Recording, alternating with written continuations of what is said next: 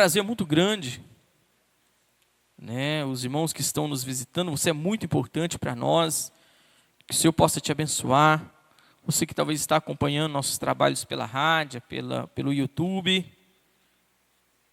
Que o Senhor possa falar ao seu coração, iluminar a sua vida. Em nome de Jesus. Salmo de número 128. Vamos ler? Os irmãos encontraram? Bem-aventurado o homem que teme ao Senhor e anda nos seus caminhos. Só esse versículo nós vamos ler. Feche seus olhos. Senhor, em nome de Jesus, que o Espírito Santo seja o nosso professor, abra o nosso entendimento, ilumine a nossa mente para compreender e aplicar a Tua palavra. Em nome de Jesus, amém. Os irmãos podem sentar. Esse ano, nós tínhamos o projeto ainda de tentar fazer pelo menos um encontro de casais, um culto com os casais. Mas nossa agenda não permitiu. Não permitiu, porque você prepara, você organiza e nós certamente não vamos conseguir. Mas, bem provável que nesse domingo e no próximo domingo nós vamos falar um pouco sobre família. Nós vamos falar um pouco sobre família dentro da palavra do Senhor. Né? Nós vamos ter uma palavra tanto para homens quanto para mulheres, né? E para jovens e para filhos. E esses assuntos sempre a gente tem que estar dando uma revisada neles. Sempre tem. É o tipo de assunto que passa um tempo, você tem que dar uma pincelada neles de novo. A palavra de Deus tem que nos lavar como água, e aí você vem e lava um pouco, e depois lava mais um pouco. E isso vai penetrando no coração da gente, isso vai entrando na mente da gente, até que a mente da gente começa a processar e a enxergar o mundo e escolher comportamentos e escolhas já com uma base diferenciada, com um alicerce diferenciado. Amém? Quando nós lemos esse salmo, o salmo de número 128, nós pegamos o versículo 1, salmo da família. Algumas traduções vai estar assim: bem-aventurado aquele que teme o Senhor. Mas as Bíblias mais antigas vão estar assim: bem-aventurado o homem que teme o Senhor. O versículo 1, ele é um pronome masculino mesmo. O primeiro versículo, ele é direcionado a homens. A homens. Ele não é direcionado no sentido assim, homens e mulheres. Não. O versículo 1, ele é direcionado para homens. Para homens, ele fala para homens, direto para homens. Bem-aventurado o homem que teme ao Senhor e anda nos seus caminhos. E temer ao Senhor e andar nos caminhos não é uma dicotomia. Não tem como você quebrar no meio, fazer uma coisa e não fazer a outra. Não tem como você temer o Senhor e deixar de andar nos seus caminhos. Não. Você teme o Senhor e anda nos seus caminhos. Não tem como você desassociar, quebrar isso. E inicialmente, hoje nós temos famílias, nós temos jovens, nós temos mulheres aqui, mas o versículo 1 ele fala para homens, ele é direcionado para homens. Para homens. Bem-aventurado o homem que teme e anda nos caminhos do Senhor. E aí nós partimos da ideia que não tem como você quebrar uma coisa da outra. Temer e andar estão juntos. É um conjunto, inquebrável, indivisível, divisível. Como que nós vemos isso?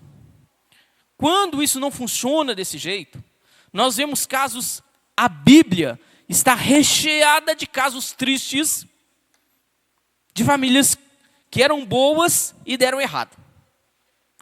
Devido ao motivo de homens não conseguirem segurar os seus cintos, se envolverem no adultério e na prostituição, reinos inteiros caíram quando o pecado.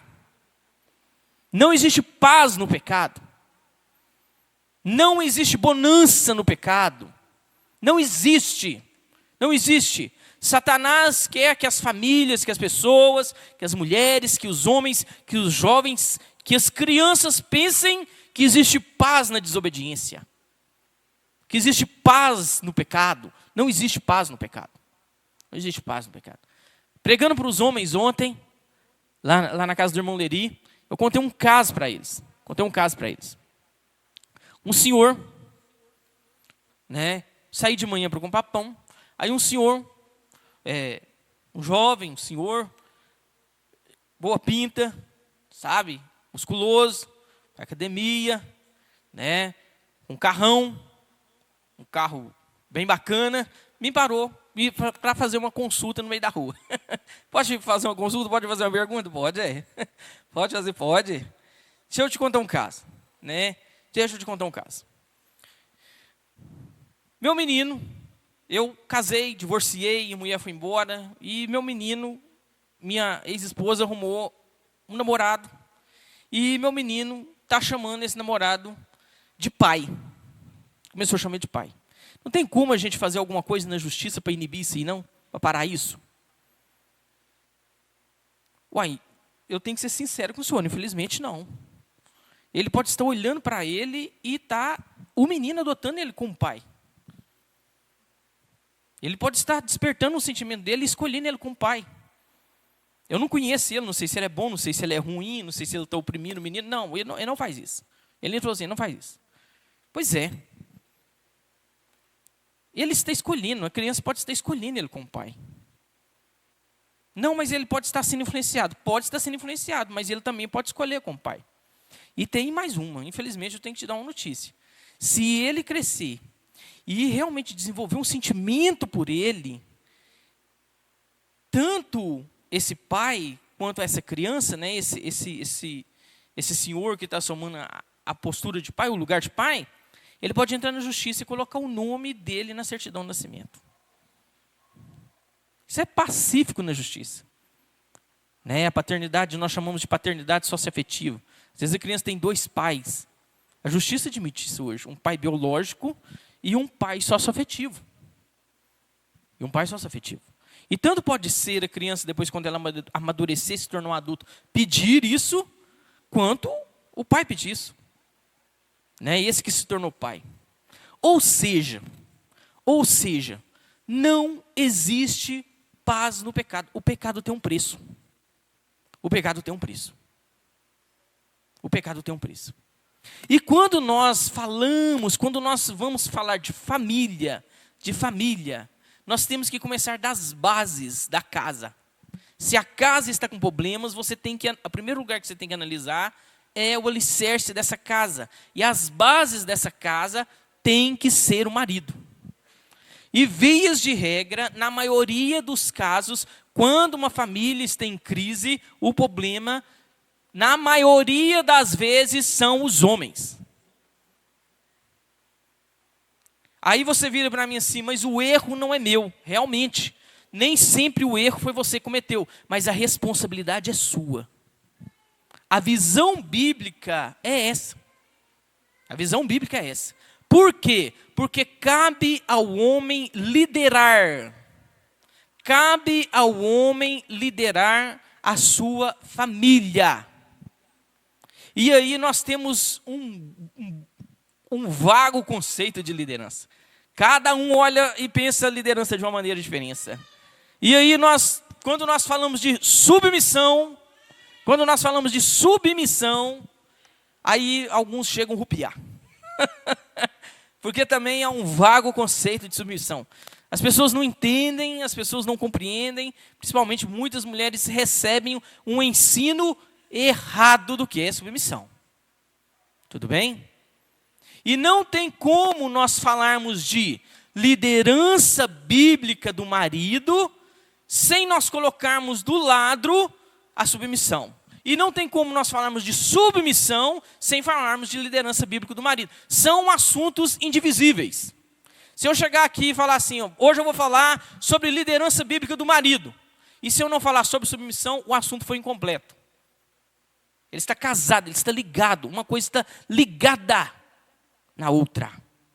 Assim como temer e andar no Senhor é uma coisa só, sabe? Submissão e liderança estão casados. Não tem como você falar de uma coisa e não tratar da outra. E são assuntos que, veias de regra, sempre você pega um ensinando de maneira errada. Eu já falei disso aqui para os irmãos aqui e eu vou recapitular. Vamos lá. A mulher é submissa ao homem? Sim ou não? Hein? Sim ou não? Não! A mulher não é submissa ao homem. A esposa é submissa ao marido. É diferente, é totalmente diferente. É por isso que nós temos juízas, é por isso que nós temos autoridades femininas. Porque no cristianismo não existe submissão de gênero. As mulheres são submissas ao homem. Mentira, mentira. É por isso que você chega lá na Justiça Federal e tem hoje uma juíza federal lá no exercício. E quando eu estou em audiência, eu me submeto a ela, eu sou submisso a ela. Porque ela é uma autoridade naquele lugar. Naquele lugar ela é uma autoridade. Os irmãos estão me entendendo? E eu não posso afrontá-la com base no cristianismo. Ah não, o cristianismo ensina que o homem ele não pode ser submisso à mulher, a mulher tem que ser submissa ao homem, e eu não posso me submeter às decisões. Nada a ver uma coisa com a outra. Nada a ver. Nada a ver. A mulher ela é submissa. Quando nós olhamos para o casamento, nós temos que olhar para a consumação do Evangelho. Qual é a consumação do Evangelho? Jesus morrendo pela sua noiva, pela sua igreja. O marido amando a esposa exatamente como Cristo amou a igreja. Aí nós tratamos de submissão junto com isso. Os irmãos estão me entendendo? Não é jogar a palavra, o termo, tem que ser submisso. Não, não é de jeito que nós tratamos o assunto. Nós tratamos o assunto da seguinte forma: a liderança bíblica do marido tem que refletir o amor que Cristo tem pela igreja. Assim como a submissão da mulher tem que refletir a submissão da igreja por Cristo Jesus. Essa é a consumação do Evangelho. Essa é a aplicação plena do Evangelho. Essa é a aplicação plena do Evangelho. Amém? Feliz é um homem que teme ao Senhor. Nas famílias, família é um palco de medo e alegria. Os nossos maiores medos estão em torno da família. As nossas maiores alegrias estão em torno da família. Estão em torno da família. Você explode de alegria quando o seu filho fecha a prova, tirou 10, valia 10 e tirou 10. É ou não é? Você não explode de alegria? Qual o pai que não explode de alegria? Eu fico assim imaginando, se teria como nós medirmos o amor de uma mãe. Medir o amor de uma mãe. A mãe que talvez vê o filho crescendo de uma maneira simples, na periferia, e com muita luta, e com muita disciplina, o filho é a primeira pessoa a formar talvez no ensino superior na família. O orgulho que ele gera, a alegria que ele gera na vida da mãe. Ou talvez aquela mãe que é uma mãe rica, que é uma mãe abastada, e vê talvez o seu filho lutando contra as drogas, e um dia ele sendo liberto das drogas. Seria como a gente medir a alegria dessa mãe. Os nossos maiores medos, os nossos maiores temores, mas as nossas maiores alegrias estão no palco da família. Estão na família. Estão na família. Eu até brinquei com Mangela ontem. Né? Mangela estava lá, eu brinquei com ele. Você tem aí 2 meninos gêmeos. Você teria coragem de vender um? Eles são iguais. Você teria coragem de vender um deles para comprar uma fazenda? Há coisas que não tem como. Que não tem como. Que não tem como. Amém? Que não tem como. Vamos lá. O principal reclamação das mulheres em relação aos maridos. Qual a principal reclamação das mulheres em relação aos maridos? Reclamação número 1. Eles não cumprem com a palavra do dia do casamento. Eles não cumprem com a sua palavra. Estou certo ou estou errado? Foi uma pesquisa que eu fiz. Está certo ou está errado? Elas reclamam, podem reclamar de várias coisas. Pode reclamar talvez de não ajudar a limpar a casa. Pode reclamar, né, de que não colocou ração para o cachorro, que não esqueceu de colocar o lixo para fora. Mas a reclamação número 1 é: eles não cumprem aquilo que eles prometeram no dia do casamento. Eles não cumprem. Eles não cumprem. Tiago fala que se nós quisermos ser sábios, o que nós temos que fazer?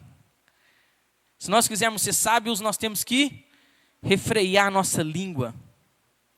Quando você comparece diante de uma autoridade e tem testemunhas, e você invoca a presença de Deus, e você faz o compromisso, você dá a sua palavra, de que você vai amar, respeitar, cuidar, estar presente, nos dias bons, nos dias de doença, nos dias de riqueza, você está invocando a Deus para essa presença. E a principal e primeira reclamação das mulheres, em relação aos homens, que eles não cumprem aquilo que foi pactuado, aquilo que foi prometido,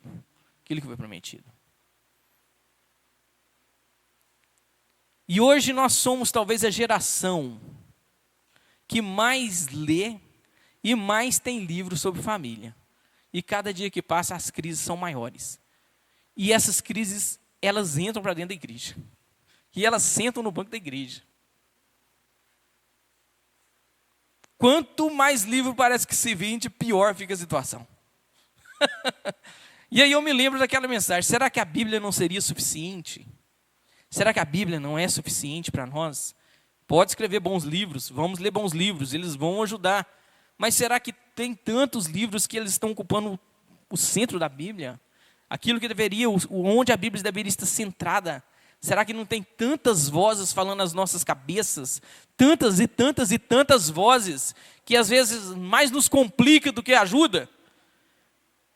Às vezes você chega para juntar um casal, para ouvir um casal, e as pessoas elas querem um remédio instantâneo, para agora.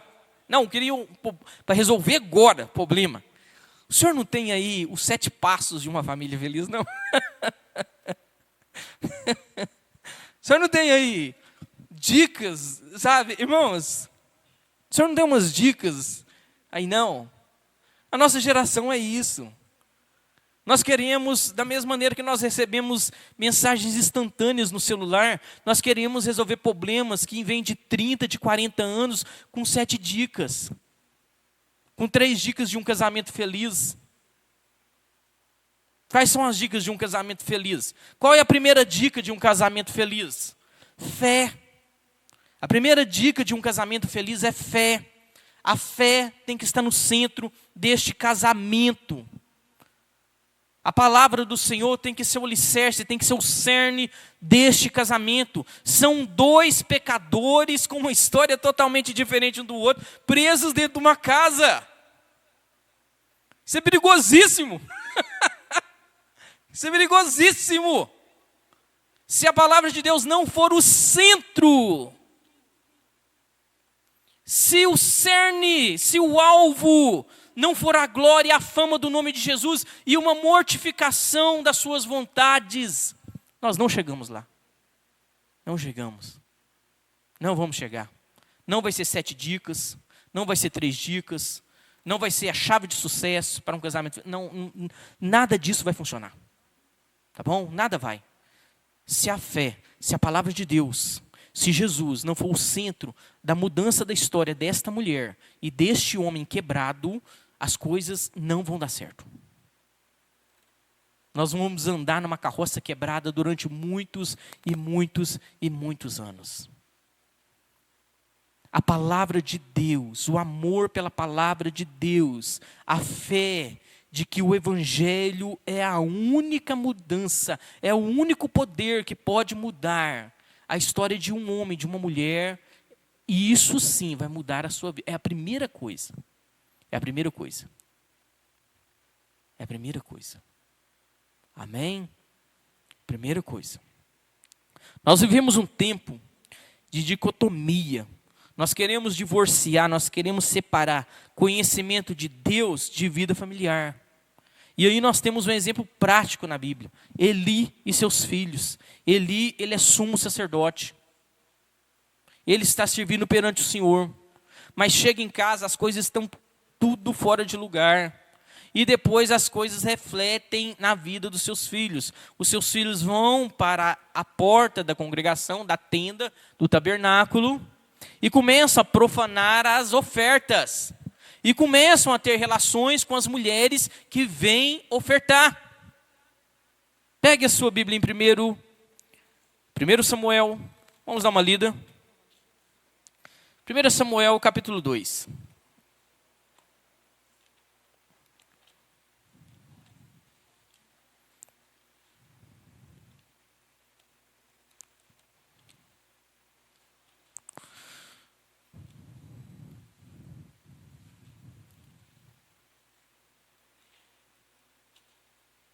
Primeiro Samuel, capítulo 2. Olha o que diz o versículo 12 até o versículo 17.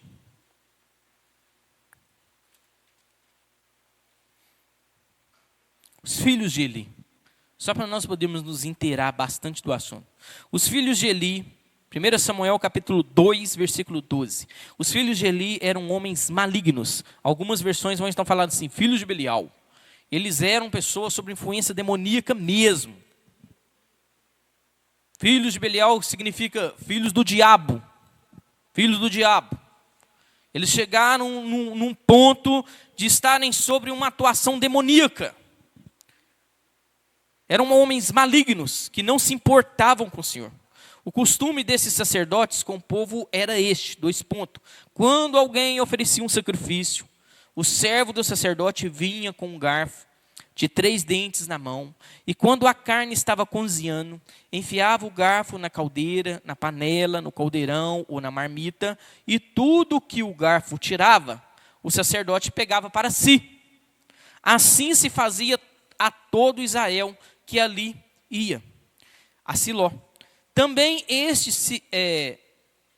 antes de queimar gordura, o servo do sacerdote vinha e dizia ao homem que estava oferecendo o sacrifício: dê-me um pedaço dessa carne para o sacerdote assar. E ele não aceitará de você carne cozida, mas apenas crua. Se o ofertante respondia: deixa primeiro queimar a gordura, depois você pode pegar o quanto quiser, o servo do sacerdote dizia: não, você tem que me entregar a carne agora, senão eu pegarei à força. Era, pois, muito grave o pecado desses moços diante do Senhor, porque eles desprezavam a oferta do Senhor. Agora vai lá para o versículo 23. Olha só o versículo 23. Eli era muito velho, versículo 22, era muito velho e ouvia tudo o que os seus filhos faziam a todo Israel. A fama deles correu. E o povo está falando. E de como se deitavam com as mulheres que serviam à porta da tenda do encontro. E disse-lhes: por que vocês fazem essas coisas? Eli não confronta os seus filhos. Ele não chega para os seus filhos e fala: isso que vocês estão fazendo é pecado. Vocês vão colher os frutos desse pecado. O que vocês estão fazendo é profanação ao Senhor. Vocês estão profanando a oferta. Vocês estão atraindo maldição. Não. Eli não faz isso. Ele chega e fica perguntando: por que vocês estão fazendo essas coisas? Procurando uma justificativa. Não existe justificativa para o pecado. Não existe justificativa. Os irmãos estão me entendendo? Não existe justificativa para o pecado. E ele fica lá: por que vocês estão fazendo essas coisas? Qual a justificativa disso? O que está acontecendo? Pois de todo este povo ouço constantemente falar das coisas más que vocês fazem. Ele está ouvindo, ele está chegando aos ouvidos de Eli. Mas ele fica procurando uma justificativa. Amém? Qual uma das principais, a segunda reclamação maior das mulheres? Os homens não tomam iniciativa para resolver os problemas de casa. Eles não tomam iniciativa. Eles ficam esperando a mulher tomar iniciativa. Tem um problema com filhos. Menino está dando problema na escola. Menino dá problema na escola mesmo, tá? Se não esquenta a cabeça, não. Vai dar mesmo. Você que não tem filho, sabe? Aperte os cintos. Ele vai dar problema na escola. É bom que não dê. Você ensina em casa para que não dê. Mas acaba dando. Tá? Ele é um pecador. Amém? Eu já falei isso aqui. O seu filho é um pecador. Meus filhos são pecadores. Eles nasceram em pecado. Quando eles nasceram, eles foram contaminados pelo pecado de Adão. E eu já falei isso, não adianta você ensinar só bons modos para os seus filhos, porque senão você vai transformar ele num fariseu, ele só vai cumprir obras. Ele tem que entender que quando ele responde à professora, ele responde à mãe, ele responde ao pai, ele cometeu um pecado, e ele tem que se arrepender desse pecado. E você conduz que isso é pecado, que isso é feio, que isso é grosseria, mas para nós, o cerne é, isso é pecado, filho. Isso é pecado. E Jesus morreu por causa desse pecado. E assim você vai evangelizando, você vai discipulando o seu filho, mostrando para ele que esses atos de desobediência, além de serem grosseria, né, são pecados. Pecados, são pecados. São pecados. E você não fica procurando justificativa para pecados. Você não faz como Eli. Aí eu fiquei sabendo que você teve um problema lá na escola. O que está acontecendo? Por que você está fazendo isso? Não, calma lá. Calma lá. Nós, como os pais, nós investigamos. Nós perguntamos. Alguém te bateu? Alguém te ensinou alguma coisa errada? Te ensinou uma palavra errada? Mas os irmãos estão vendo? Mas nós não ficamos escondendo os nossos filhos atrás dessa justificativa. Ah, coitadinho. Sabe? Ah, coitadinho. A sala está corrompendo meu filho. Não, calma lá. Vamos devagar. Tá? Calma lá.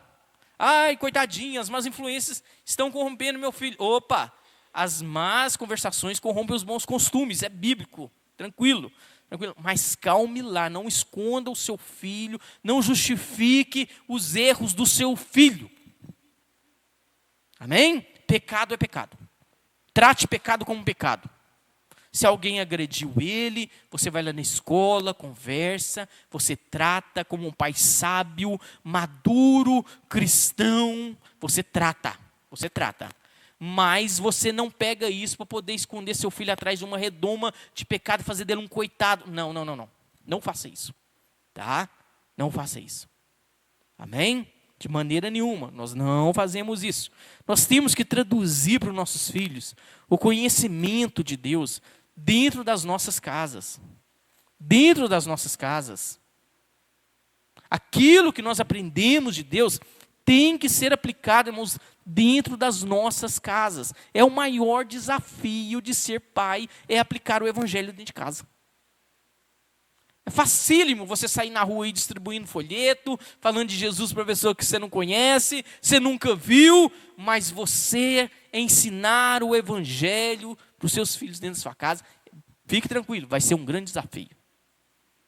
Vai ser um grande desafio. E não terceirize isso. Nós vivemos a geração da terceirização, do profissionalismo. Né? Igrejas maiores têm lá o pastor das crianças, tem o pastor dos adolescentes, tem o pastor de não sei o quê, e vai profissionalizando. E os pais ficam encantados com esse troço, porque eles chegam na igreja e pensam assim, não, essa igreja aqui é a top das galáxias. Eu não preciso ensinar nada aos meus filhos agora. Aqui tem um pastor só para as crianças. As coisas não funcionam desse jeito, irmãos. Não funcionam. Nós traduzimos, sabe, valores, muitas das vezes, né, tentando ligar eles de uma maneira muito grande à fé. Não, vou colocar meu filho numa escola cristã. Que orgulho. Coloquei numa escola cristã. Sabe, achando que isso vai resolver todos os problemas do seu filho. Não vai.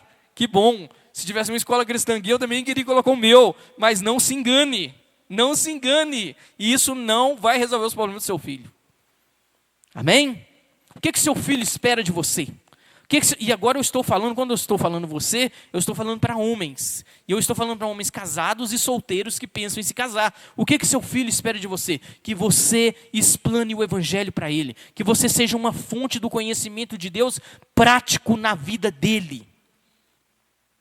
E não aquele pai que pega ele para a mão, sabe, e vê a igreja como uma coisa boa, a igreja como uma coisa extraordinária, e traz ele aqui, e deixa ele aqui, e vai embora. E vai embora. Não. Você precisa ser, talvez você não tenha lá o primeiro grau. Isso não quer dizer nada diante de liderança cristã e espiritual. Você precisa liderar a sua esposa e liderar os seus filhos rumo ao evangelho. Às vezes você tem lá, nem concluiu o primeiro grau, a sua esposa tem curso superior. Ela tem que ser submissa a você, por amor. E a submissão verdadeira, ela não é um jugo pesado. A submissão verdadeira, você olha para a igreja, e a igreja olha para Cristo, e vê Ele como Deus, e Ele está sentado no trono, e Ele ama essa igreja, e Ele derramou até a última gota de sangue por esta igreja, e a igreja é submissa a Ele em amor e alegria. A submissão verdadeira, ela envolve respeito, e não um respeito vazio, mas um conhecimento da autoridade de Cristo Jesus. A igreja olha para Cristo e vê Ele como seu único e suficiente Salvador. E o marido, ele não é mediador entre Deus e a esposa, não é, tá? O único mediador entre Deus, né, e o homem é Jesus, Mas ele intercede, ele ora pela esposa. Ele ora pela esposa, mas ele não é mediador, né, entre Deus e a esposa. Ele não é. Esse ofício é exclusivamente de Cristo. Mas ele cobre a sua esposa de oração, ele cobre os seus filhos de oração e de ensino. Amém? E de ensino. Eu mandei um vídeo para os homens, a maioria dos homens não assistiu. Confessaram esse pecado. Perguntei lá, quem assistiu? Uns 2 levantou a mão, fez assim, povo, gente, vou te falar. Eu mandei um vídeo para os homens. Quando a mulher vai para a igreja, quando a mãe vai para a igreja, né, 13% de chance dos filhos a seguirem. Quando um homem toma a iniciativa de colocar os pés dentro da igreja, 93% dos filhos seguirem. Tão grande é a influência de um homem na vida do filho, na vida de uma filha, na vida de um filho. Os irmãos estão me entendendo o peso disso? O peso dessa responsabilidade sobre os homens? Por que de tempos em tempos eu estou pegando na orelha dos homens? Porque uma igreja somente é forte quando ela tem famílias fortes. Famílias fortes. E uma família, ela é forte quando ela tem um homem que ama as Escrituras e que aplica essas Escrituras dentro da sua casa. Se as nossas igrejas não tiverem homens que amem a Bíblia, nós teremos problemas seríssimos. Seríssimos. Isso isenta as mulheres de amar, de estudar, de forma nenhuma, de maneira nenhuma. Não é isso que eu estou falando. Eu estou falando que os homens têm que tomar a iniciativa de buscar Cristo para dentro dos seus corações, para dentro das suas casas, para o centro da vida dos seus filhos. Eles têm que ser os primeiros. O que as mulheres mais reclamam? Que eles não tomam iniciativa, têm problemas. E muitas das vezes, ou a mulher, ela toma um dos 2 caminhos. Ou ela está sempre de cima do homem. Você tem que fazer isso, você tem que fazer isso, você tem que fazer isso, você tem que fazer isso. Ou senão é deixa para lá. É deixa para lá. Uma das duas coisas vai acontecer. Os irmãos estão me entendendo? E aí ela começa a cutucar um homem. Vamos fazer. Ou senão é deixa para lá. E tem o terceiro tipo, que vai lá e toma o lugar do homem. E aí começa a fazer coisas que o homem deveria fazer. E nós temos problemas seríssimos nessa área. Problemas seríssimos. Amém? E tem uma coisa, irmãos. Quando envolve submissão, envolve liderança em amor, sacrifício, proteção, envolve provisão, liderança em amor do homem, é isso, tá bom? E ele provê tanto de uma maneira material, quanto de uma maneira espiritual. Não tem como desassociar as coisas, não. Não tem. E a mulher exerce uma submissão em amor e alegria por um homem que ama ela e está disposto a morrer por ela. Porque esse é o cerne do Evangelho. Esse é o cerne do Evangelho. Mas tem. Aí, nesse exercício, a mulher vai ser a sua melhor conselheira. É como se fosse um reinado. Você é rei, ela é rainha, ela é a sua melhor conselheira e vocês discutem e tomam ali decisão. Amém? Mas tem 1%. Vai ter 1%, vai ter um fato, vai ter um dia em que o homem vai ter que tomar uma decisão sozinha. Que ele vai ter que exercer a liderança sozinho. Vai ter um dia que talvez ele vai ouvir o conselho da sua esposa, mas ele vai ouvir o conselho da Bíblia e vai pensar assim, opa, não, hoje não. Hoje, infelizmente, eu vou te contrariar, mas eu vou ficar com aquilo que a Bíblia diz. Amém? Se ela for uma mulher que exerce a submissão em amor, em alegria, ela vai compreender que a palavra de Deus foi aplicada. Pegue sua Bíblia em Gênesis capítulo 3.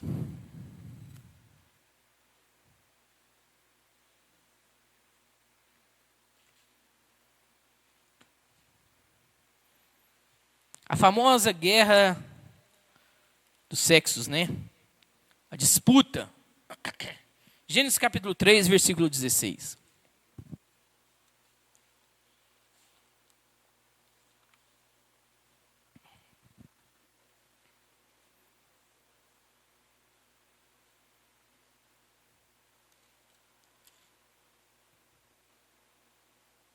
Amém? Deus está dando uma sentença a cada um devido à desobediência. E ele diz o seguinte: e a mulher disse, aumentarei muito o seu sofrimento na gravidez. Com dor você dará filhos, e o seu desejo será para o seu marido, e ele a governará. Algumas pessoas chegam a dizer que esse seria o desejo sexual íntimo. Não é. É o desejo de dominar sobre o homem mesmo. É a disputa mesmo. Isso é consequência do pecado. Essa questão de muitas das vezes não querer se submeter, de achar que era autônoma, que eu não preciso de homem, que eu posso ter um bom salário e viver sozinha, eu posso pagar as minhas contas. Posso pagar as minhas contas, eu não preciso de homem na minha vida. Não preciso. Isso é uma semente maligna. Isso é decorrência do pecado. Isso é decorrência da desobediência.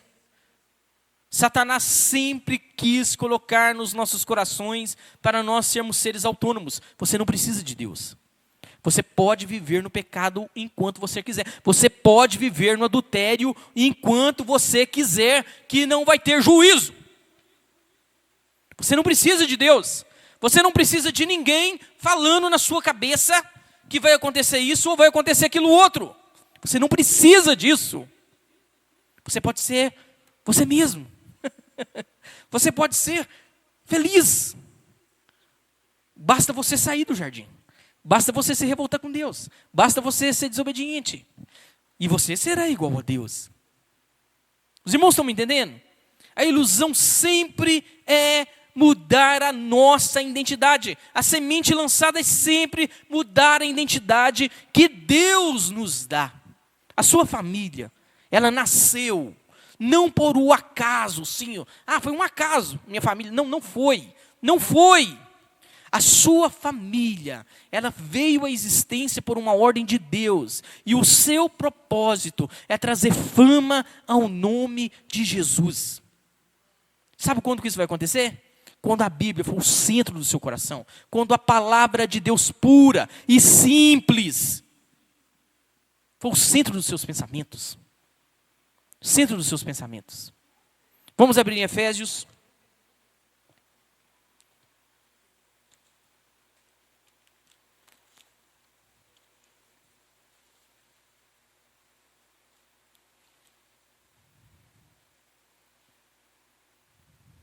Efésios capítulo 5. Nós já lemos tanto Efésios, né? Nós vamos ler a partir do versículo 21. O lar cristão. Esse texto ele é interessantíssimo, porque o apóstolo Paulo, ele está tratando de assuntos espirituais, de principados, potestades. Tanto é que no capítulo 6 ele começa a falar da guerra, da armadura espiritual. E todo o assunto está em torno de família. De família. Olha só o que ele diz. A partir do versículo 21, lar cristão, marido e mulher. Sujeita-se uns aos outros em temor de Cristo. Ambos, homem e mulher, eles se sujeitam a Cristo. Os irmãos estão me entendendo? É por isso que o homem ele não é mediador entre Deus e a mulher, não. Jesus, ele é o nosso mediador. Ele é o nosso mediador. Esposas, que cada uma de vocês se sujeite ao seu próprio marido, como ao Senhor, porque o marido é o cabeça da esposa, como também Cristo é o cabeça da igreja, sendo ele próprio o salvador do corpo.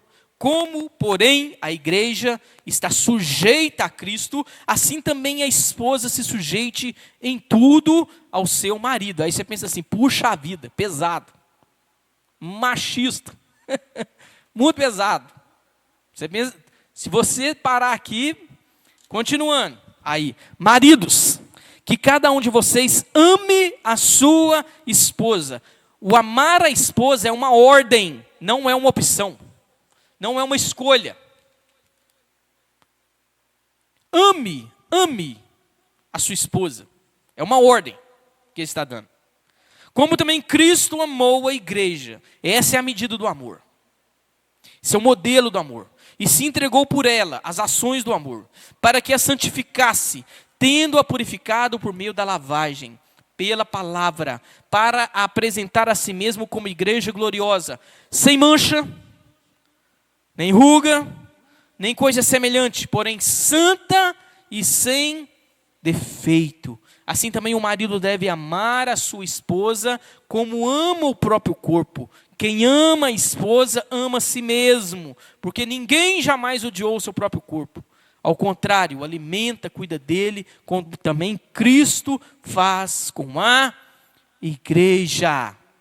Você é casado? Esse é o modelo de amor para o homem. Você quer se casar? Este é o modelo de amor para um homem. Não podemos, não vamos aceitar menos do que isso. Amém? Jesus não aceita menos do que isso. Jesus não tolera menos do que isso. Não vamos aceitar menos do que isso. Este é o modelo para os nossos casamentos. Este é o modelo para os nossos homens. Este é o modelo para as nossas mulheres. Este é o modelo para os nossos filhos. Amém? Este é o modelo. O evangelho é o modelo. Jesus amando a igreja. O marido amando e cuidando e santificando e ensinando e sendo uma fonte do conhecimento de Deus para sua esposa. Coloque isso em prática. Comece a viver isso. Ensine isso para os seus filhos. O mundo vai ficar ruim. Ele já está ruim. Ele vai ficar pior. Amém? As coisas vão apertar. Os valores estão escorrendo pelo ralo. O plano é acabar com o modelo de família tradicional. Todo mundo sabe disso. Isso não é modelo, isso não é segredo para ninguém. Se os homens, inicialmente os homens, não só os homens, mas inicialmente os homens, não se levantarem, tomarem postura em relação à palavra de Deus, nós teremos problemas seríssimos no futuro.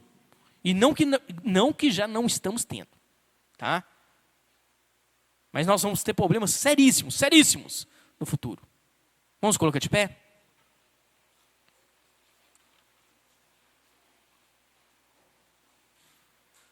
O que é liderança espiritual do marido?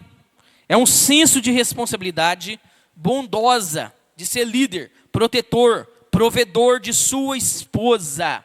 Por que eu estou falando esposa aqui? Porque antes dos filhos vem a esposa. Sem a esposa não tem filhos. Os irmãos estão me entendendo? Sem a árvore não tem frutos.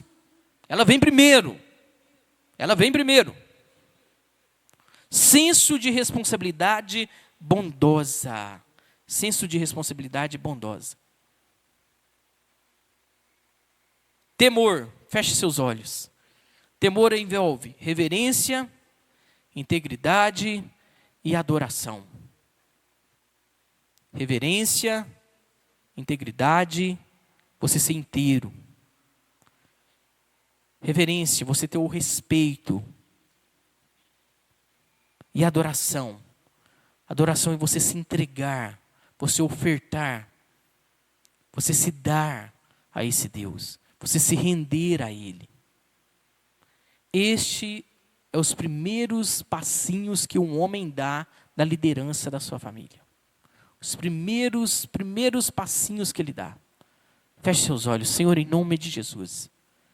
Eu quero orar pela vida das famílias que pertencem a essa igreja, essa congregação. Mas em especial pela vida dos homens. Que nesse ano de 2024, os nossos homens sejam cheios do Espírito Santo. Que eles amem o Senhor sobre todas as coisas. Que não exista nenhum ídolo no coração deles. Que não exista nenhum ídolo na vida deles. Em nome de Jesus, que os olhos desses homens sejam santos. Que toda pornografia seja destruída. Em nome de Jesus. Se você está consumindo pornografia, homem, pare agora, se arrependa do seu pecado, confesse Ele é Jesus, peça ajuda se você precisar. Em nome de Jesus nós invocamos o Teu Santo Espírito neste lugar, Senhor.